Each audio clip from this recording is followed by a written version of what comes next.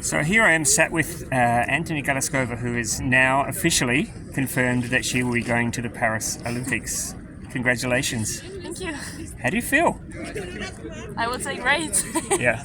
No, it's. I have to say I'm proud of myself and proud of everyone who made it, because our selections were so exhausting that I can't even imagine again. So pretty proud.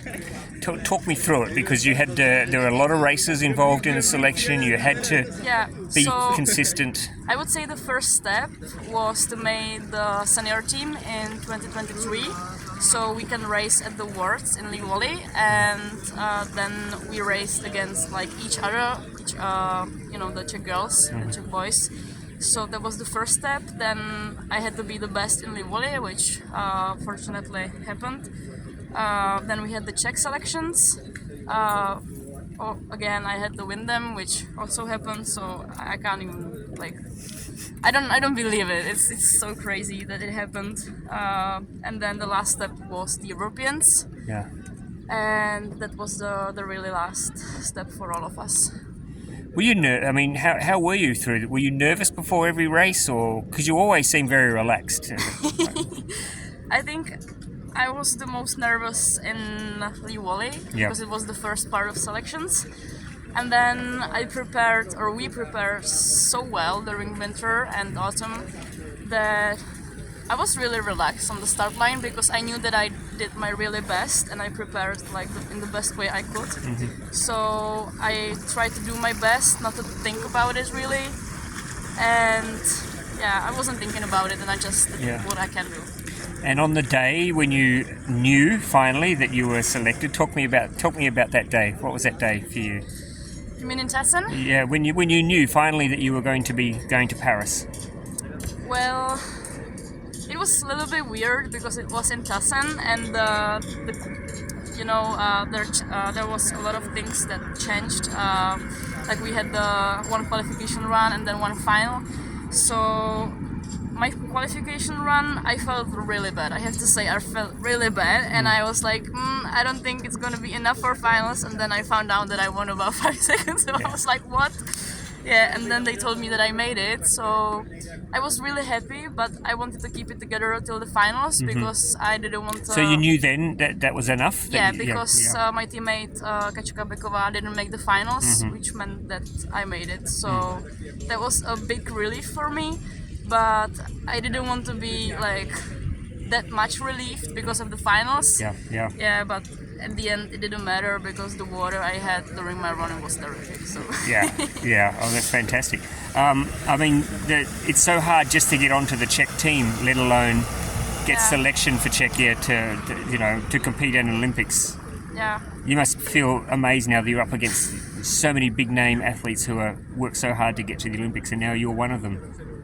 Yeah, that's true. I mean, if you really want to be the best, you need to get into the senior team in Czech Republic, because I would say that's the hardest part of season for us, to make it to the team, because they are such great paddlers, and to beat them, sometimes it's even impossible. Yeah. Tell me about your family. Are they proud? Are they excited? You were telling me about your dad. He was very...